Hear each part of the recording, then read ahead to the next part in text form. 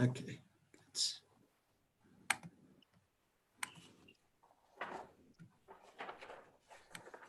There we go. So we're working our way through the davening, through the prayers, and we are moving along. We started with the verses of song, and then we said we got to say Kaddish. And then we spoke about not making interruptions in the middle of the Shema. That was yesterday's class. And now we're going to speak about how one should say the Shema, the halachos of the Shema itself. So we're moving on to, we're middle in the, deep into the second section of the davening. We're going to speak about how the Shema itself is to be said. And before we proceed, just to give a little brief introduction, when we talk about the Shema is the most important prayer in the day. In fact, it's arguably the most important prayer, full stop. The Shema contains all of our fundamental beliefs. Just in the first line, there's already so much to say, and certainly over the few paragraphs. Just to mention a few of the concepts that we speak about in the Shema. We speak about believing that there's only one God. Shema Yisrael Hashem Elokeinu Hashem Echad. That there's no other power in this world besides for God. We speak about Hashem Elokeinu, how Hashem is our God, and how we should be subservient to Him, how we should accept Him upon ourselves. And in the first paragraph of Shema, we speak about loving Hashem. V'yahavta, you shall love Hashem. We speak about self-sacrifice, being willing to give up whatever we have in our service for Hashem. V'chol lavavcha or v'chol nafshecha, even to be willing to give up our lives because of our Jewish beliefs and our belief in God. We speak about Torah study, which is certainly a mainstay of Judaism. That's what we're all involved in at this very second. Education, we speak about having a mezuzah on the door, about the tefillin. We speak about having an awe and fear of Hashem. We speak about tzitzis. We speak about remembering Hashem taking us out of Egypt. So it is a jam-packed prayer. It is filled with so many fundamental beliefs. And therefore, when we approach this prayer, we approach it with a level of reverence, with a level of awe, in a way more than any other part of the davening. Although the Shema is still a build-up to the Amidah, and the Amidah is when we say that we're speaking to God face-to-face.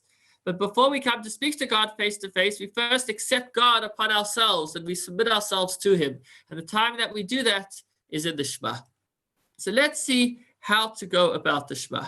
So the first thing to know about the Shema is that there's a time limit on the Shema.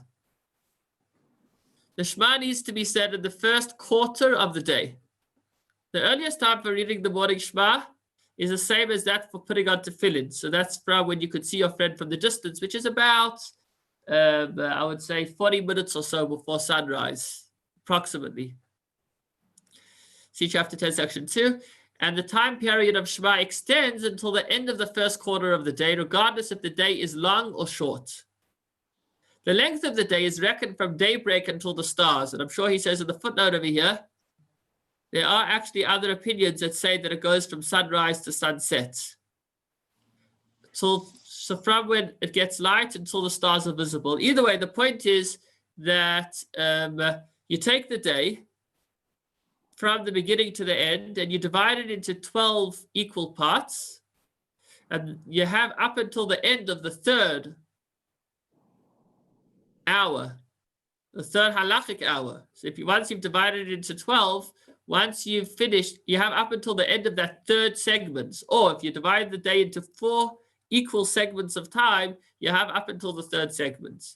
Now in Johannesburg, we don't have it too bad because there isn't that much of in the summer, the sun doesn't rise or set as late as in other places. And in the winter, it doesn't set as early as in other places.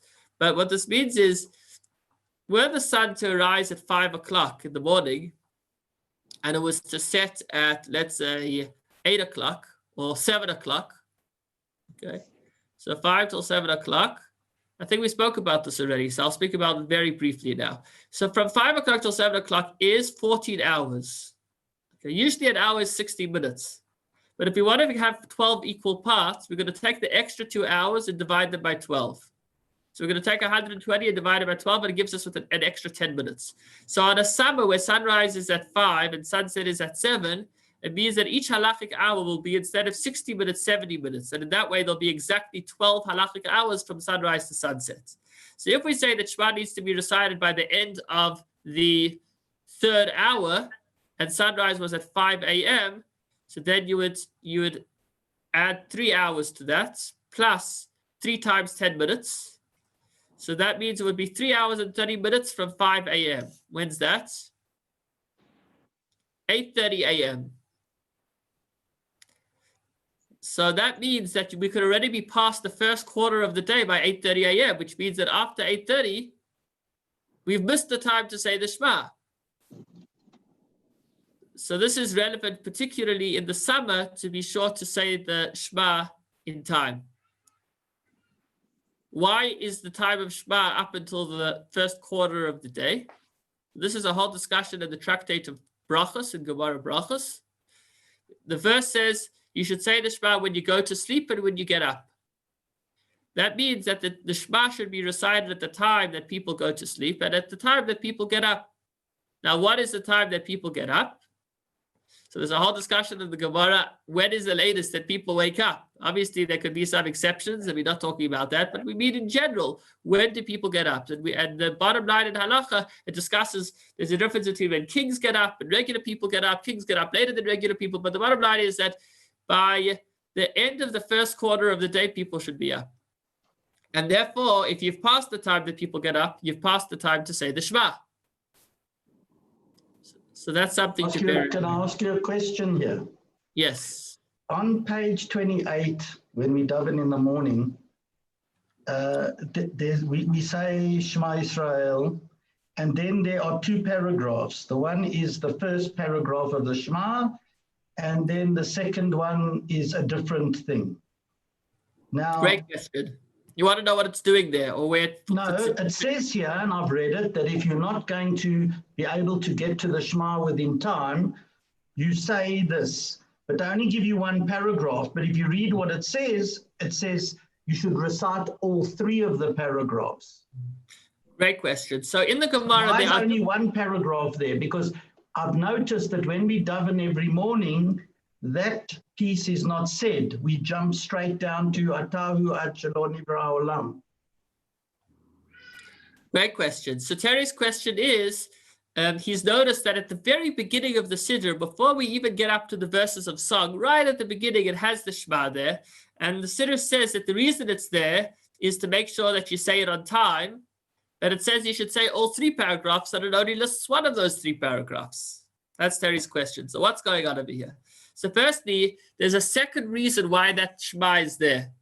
The one reason that it's there is because, let's say on a Shabbos morning, if the minyan is only starting at 8:45, or even if the minyan's starting at 8 o'clock or 8:15, it's possible that by the time you reach the Shema, it will be too late. It will be past 8:30 if that's the end of the first quarter. So therefore, we want to say it right at the beginning. That's the one reason why that Shema is there. The second reason the Shema is there is because there was an error when the rulers, I forgot who exactly, but there was an error when there was a law passed by the government that forbade Jews from saying Shema in davening.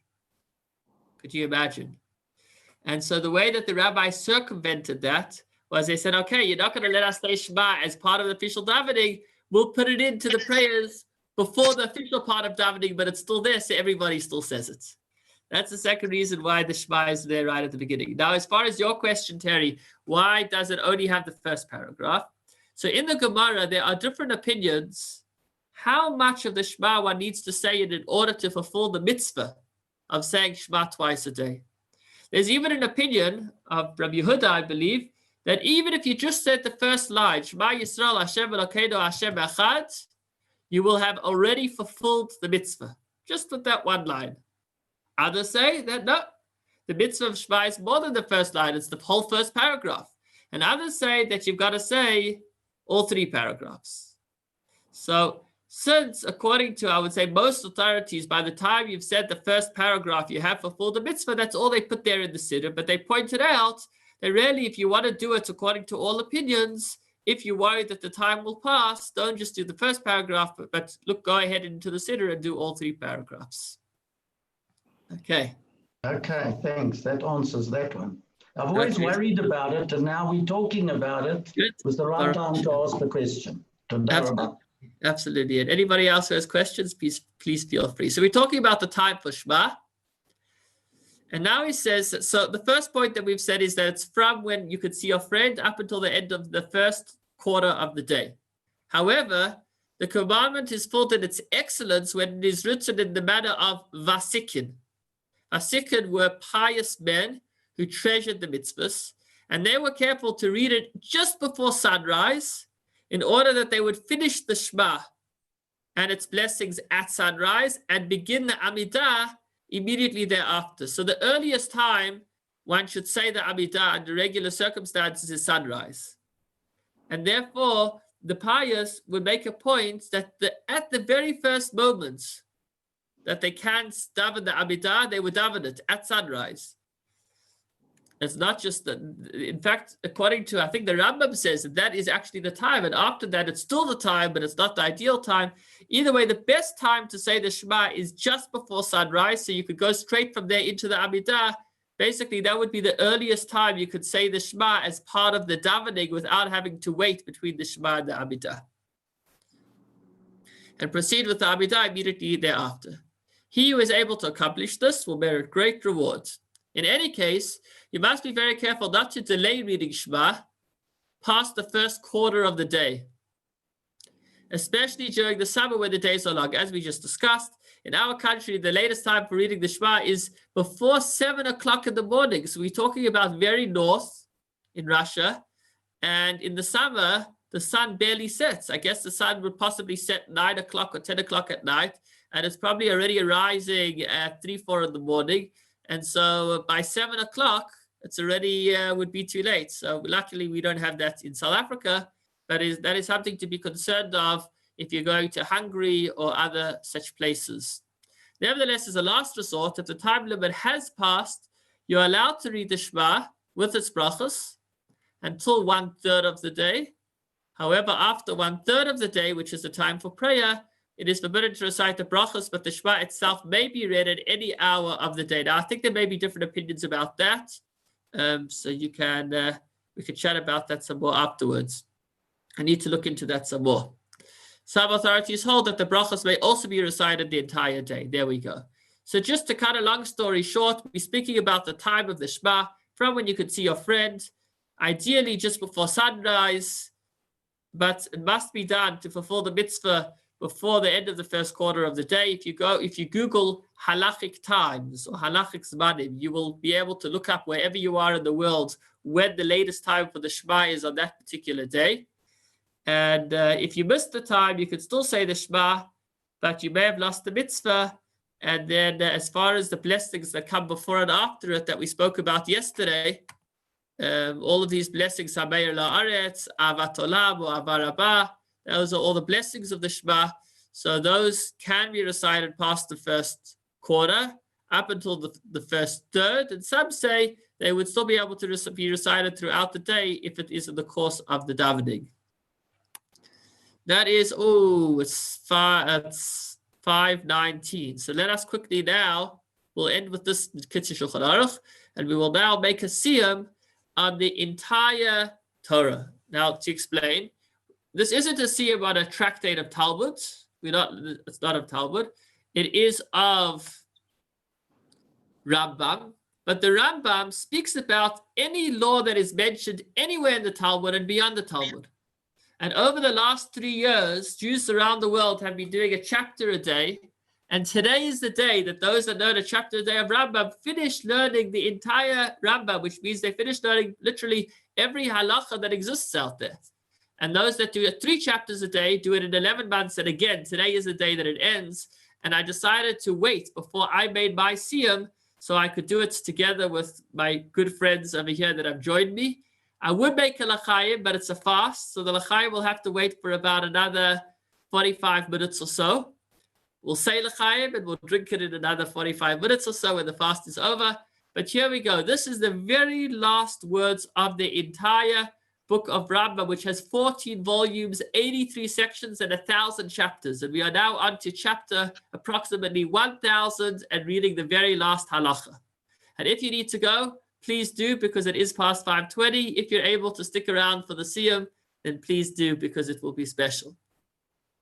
And in that era, when Mashiach comes, there will be no famine and no war. Neither competition or envy. Good will be provided in abundance. And all the delicacies will be available like dust, which the Rebbe points out there'll be as much as that, as many as dust, but also as valuable as that, because we're going to pursue something more than just physical delicacies at that time. So what's going to happen when Mashiach comes?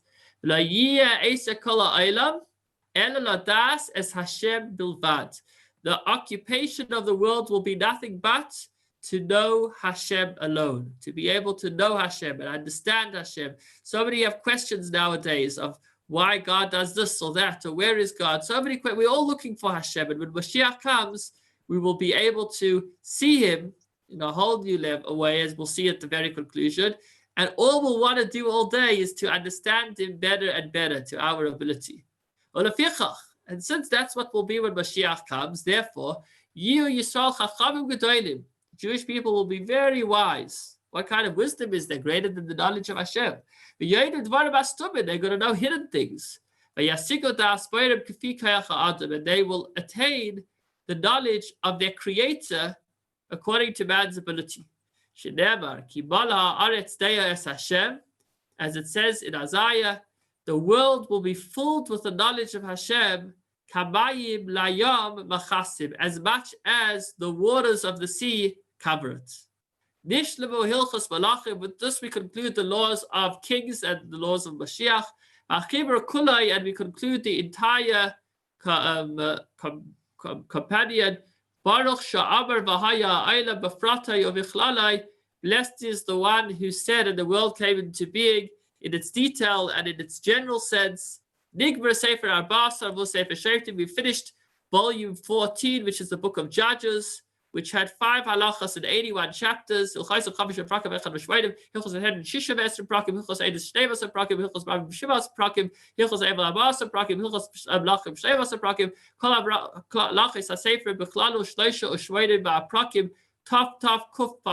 total amount of chapters in the entire companion is 982. We have finished, and it is complete. To the God, the creator of the world. Mazel tov, mazel tov. Thank you for joining me on this momentous occasion. But the moment we finish, we start again. And so therefore, I'm immediately going to read the first line of the very beginning of the entire Rambam so that we could be ready for a whole new journey. And the Rambam begins, putting a verse in the following, with an introduction. And the first word of his introduction is, the mitzvahs given to Moshe at Mount Sinai were all given together with all the explanations. And he continues in his introduction to explain exactly how the Torah was given from God to the Jewish people, thereafter going through the different laws. Thank you for joining me, and have a wonderful Shabbos. Thank you, Rabbi. It was a tomorrow at 1 Thank you, o'clock. Rabbi, and well done for completing it. Thank you. Simmen tov, mazel tov, mazel tov, simmen tov, mazel tov, mazel tov, simmen tov,